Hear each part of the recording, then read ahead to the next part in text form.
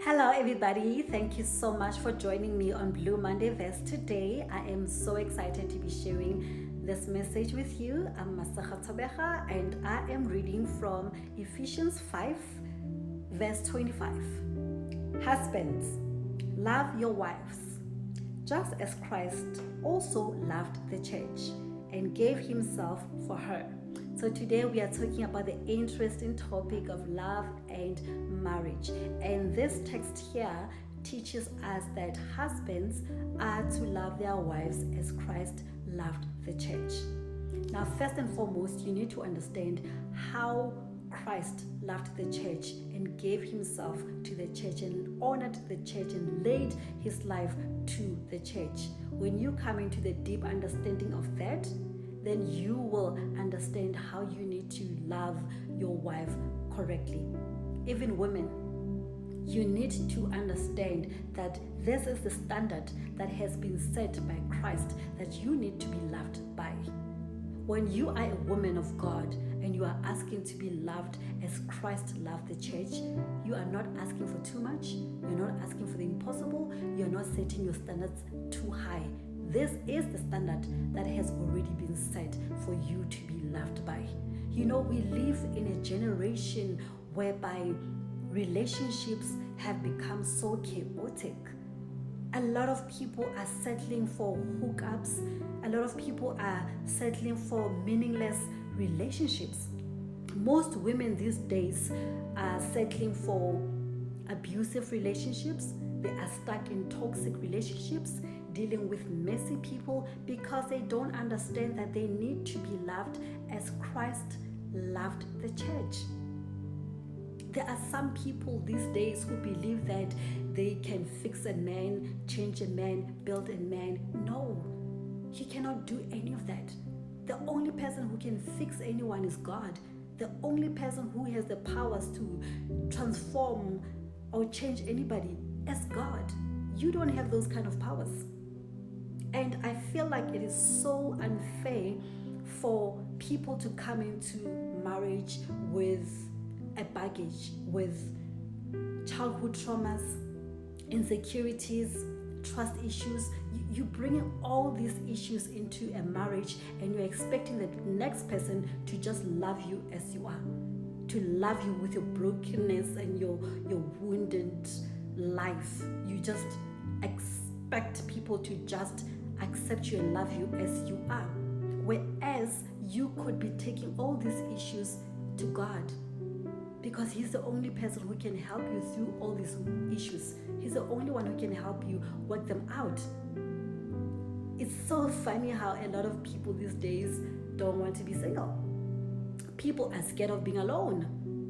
It's just so scary that people would rather move from one messy relationship into another toxic relationship instead of just being by themselves. Why are people so scared of being single? You know, the single season is such a crucial time of your life. This is your time to look at yourself, to recognize that you've got issues, to see that there are areas in your life that are damaged, to see that you've got shortcomings and flaws and you need help, and just allow God to help you.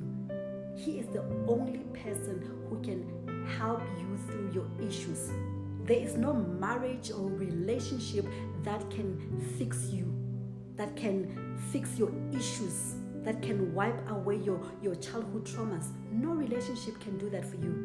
You need to take it up to God. Work it all out with God. Because it's unfair to bring all these things into a marriage and expect the next person to just love you like that. And when you are unable to love the next person in healthy ways because you still have issues that you need to deal with. I have to make this example. Adam and Eve. Adam was in the field by himself, just him and God. And during this time, God was developing him. He was working on him. And then God realized that, you know what, this man here needs a helper, okay? He needs a partner. And that's when God said, I will create a helper who is just right for him. That's when Eve was brought into the field to be a helper. Eve was not brought into the field to help Adam with his insecurities, his trust issues. She was not there to help build Adam's character. She was not there to help him be a man. No, all these issues were already worked out between God and Adam before Eve got into the picture. I'm making this example because I want to show you the importance of being in a single season. The single season is your time with God. This is your one-on-one with God, to allow him to mold you, cultivate you, and equip you with the right tools to be a good husband, to be a good wife. This is your time to also come to the understanding of the deep love that God has for you. That God has the kind of love that is too great for anyone to understand or to measure. God's love for you is just too great, it's just too deep and so beautiful. And when you also learn that you are so deeply loved by your Creator, you will not go around seeking love and validation in the wrong places, because you will understand what love is. In order for you to be with the right person, you firstly need to be the right person yourself. You need to allow God to develop you, to work in you, so that by the time you meet your right partner, you come into that marriage whole. So that you don't step into that marriage with cracks and expect your partner to patch those cracks up. It's not their job, it's not their responsibility to patch up the cracks in your life. That is up to God. So allow God to do his great work in you first. Then you can be with the right partner when you are whole. You know, there's so much that I want to share on this topic of love and relationships, and I will continue on my next video. But thank you so much for joining me today.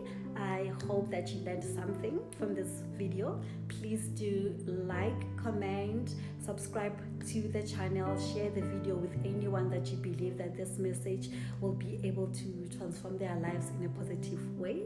God is love and love is peace.